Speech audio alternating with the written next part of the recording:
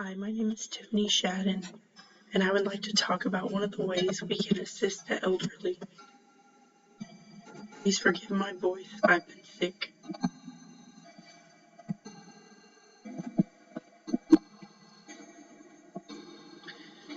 Community I have done research over is Howell, Texas, a little town south of Sherman, and I would like to implement an assistance program for the elderly in a way that we can help them with their big jobs or chores around the house to improve their safety and prevent falls and injuries.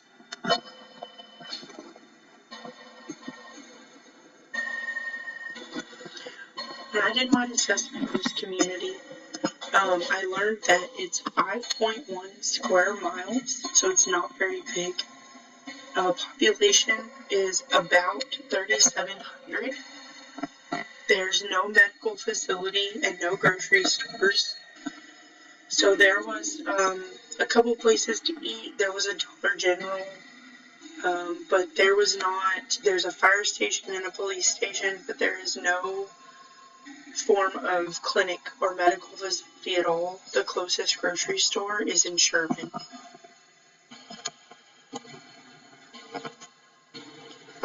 Like I said, the town is very small, and I didn't see any information or evidence of young people helping the older population. Driving around, I didn't see anyone helping with tree trimming or taking out trash or like any big jobs that somebody would have at their home. But obviously that doesn't necessarily mean that it's not happening. I just didn't see it. My diagnosis is safety issues among the elderly in this community and any community, because large jobs and strenuous chores or work can put them at risk. I relate to this somewhat personally because my grandparents are in their 70s. They live in this community and they still live both independently at home, and they try to do everything themselves. So they are kind of what prompted me to initiate this. They have history of falls and they have hurt themselves doing these things, and they don't like asking for help. So some strengths in this community is it's small and it's quiet, meaning everybody knows everybody. Like I said, there is a fire department, there is a police department, so they have that. And I also didn't see homelessness. It's a pretty clean community. It doesn't seem very city, it is rural. Some of the weaknesses though are safety concerns, such as bike riding on the main road. I saw kids riding their bike on the main highway through this town. No sidewalks for the most part, so that seemed kind of dangerous. Also, like I said, no grocery stores, no medical facilities or health clinics, so they can't get their groceries, right here close by, and they don't have a way to go see a doctor unless they go out of town. No community organizations that I'm aware of, and no flyers anywhere advertising anything of the sort.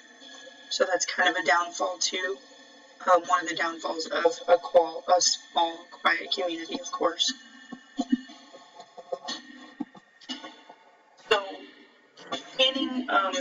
this chart shows that there's, as you can see, 8% of this town is 60 to 69, and then 2% are ages 70 to 79, and 2% are ages 80 plus.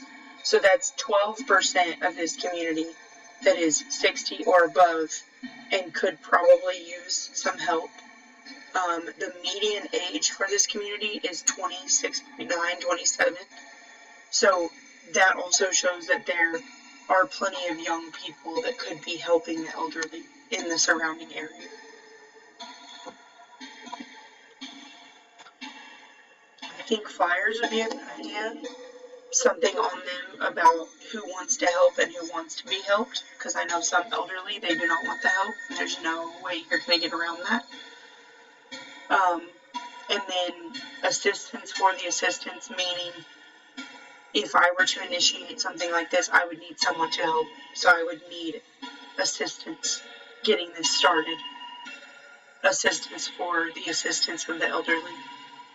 And then I really don't know that funding would be necessary. I think people would donate, and I think people would donate money and time.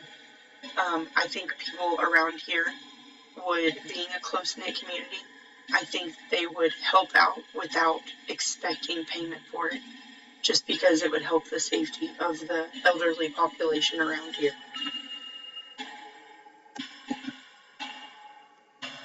As far as implementation, I do think flyers and word of mouth would be the best bet. People talk, especially in the small community, so I think if it were to get mentioned, people would talk about it. And if flyers were around and they had phone numbers and ways to contact on them, I think that would be beneficial, and I think that would be the best way to get that out so that people knew about it. One barrier is the willingness to accept help among the aged population. I know it is tough for them to accept that they are older and that they can't do the things they used to do, so they usually don't like to accept help. My grandfather doesn't. He would rather do it all himself until the day he dies. A resource example is word of mouth. Like I said, I think that's going to be the best way. People around here do a lot of sporting events. The adults talk. There's a lot of parents with kids that are the same age that talk. I think that would be the best way.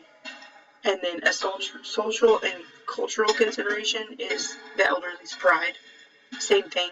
I think they're prideful and they don't want to accept that they need help, so they don't want to accept the help itself. To evaluate, I think formative is best. I don't think that this project should have an end if it were implemented. So I think assessment ongoing is the best. I think the project should be ongoing. I think it should continuously improve and just continue.